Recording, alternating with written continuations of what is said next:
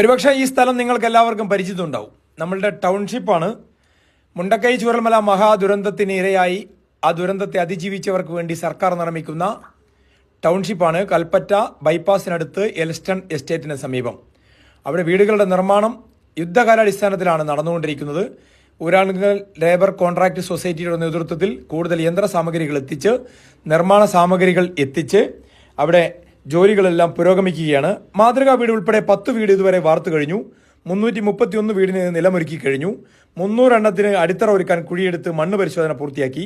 231 വീടിന് അടിത്തറയായിട്ടുണ്ട്. 30 വീടിന് പില്ലർ വാർത്തു കഴിഞ്ഞു.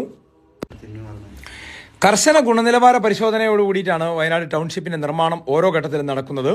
നിർമ്മാണ സ്ഥലത്തെ മണ്ണ് മുതൽ കമ്പി, സിമന്റ്, മണൽ മുതലായവ മുഴുവൻ സാധന സാമഗ്രികളും പരിശോധിച്ച് ഗുണമേന്മ ഉറപ്പുവരുത്തിയതിനു ശേഷമാണ് ഉപയോഗിക്കുന്നത്. ഇതിനായി നിർമ്മാണ സ്ഥലത്ത് തന്നെ പൂർണ്ണ സജ്ജമായ ലാബ് പ്രവർത്തിക്കുന്നുണ്ട്. ഓരോ വീടിന്റെയും മണ്ണ് പ്രത്യേകമായി പരിശോധിച്ചാണ് വീടിന്റെ അടിത്തറയുടെയും മറ്റും ഘടന തീരുമാനിക്കുന്നത്. പ്രകൃതി ദുരന്തങ്ങളെ അതിജീവിക്കുന്ന തരത്തിൽ പ്ലിന്ത് ബീമും റൂഫ് ബീമും ഷിയർ ഭിത്തികളും ചേർന്ന ഫ്രെയിംഡ് സ്ട്രക്ചറായാണ് കെട്ടിടം നിർമ്മിക്കുന്നത്. മുകളിലേക്ക് കൂടുതൽ നിലകൾ പണിയാൻ പാകത്തിലാണ് തറകൾ നിർമ്മിച്ചിട്ടുള്ളത്.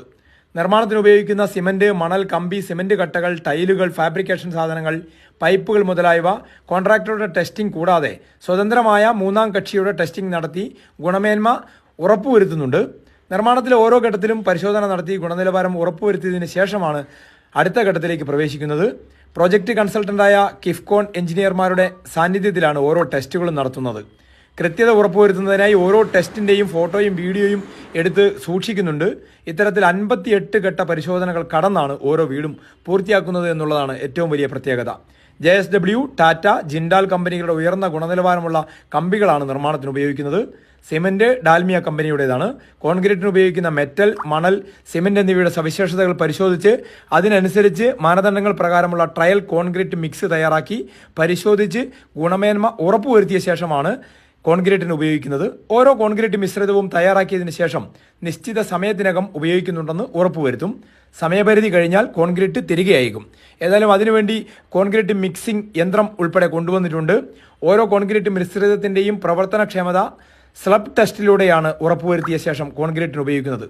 ഓരോ കോൺക്രീറ്റ് ലോഡിൽ നിന്നും സാമ്പിൾ ശേഖരിച്ച് 7ാമത്തെയും 28ാമത്തെയും ദിവസങ്ങളിൽ അവയുടെ ഉറപ്പ് പരിശോധിക്കും. മാനദണ്ഡപ്രകാരമുള്ള ഉറപ്പ് ലഭിക്കുന്നില്ലെങ്കിൽ പൊളിച്ചു പണിയണം, അതാണ് നിബന്ധന. അതേസമയം ഇതുവരെയുള്ള ടെസ്റ്റ് റിസൾട്ടുകൾ പരിശോധിച്ചതിൽ ആവശ്യമുള്ളതിന്റെ 1.5 മുതൽ 2 ഇരട്ടി വരെ ഉറപ്പ് കോൺക്രീറ്റിനുള്ളതായിട്ടാണ് ബോധ്യപ്പെട്ടിട്ടുള്ളത്. IS 456/2000 കോഡ് പ്രകാരമുള്ള ഗുണമേന്മ മാനദണ്ഡങ്ങൾ കർശനമായി പാലിച്ചാണ് ടൗൺഷിപ്പിൽ ഓരോ നിർമ്മാണ പ്രവർത്തനവും നടത്തുന്നത്. ഈ ടൗൺഷിപ്പ് യാഥാർത്ഥ്യമാകുന്നതോടുകൂടി അത്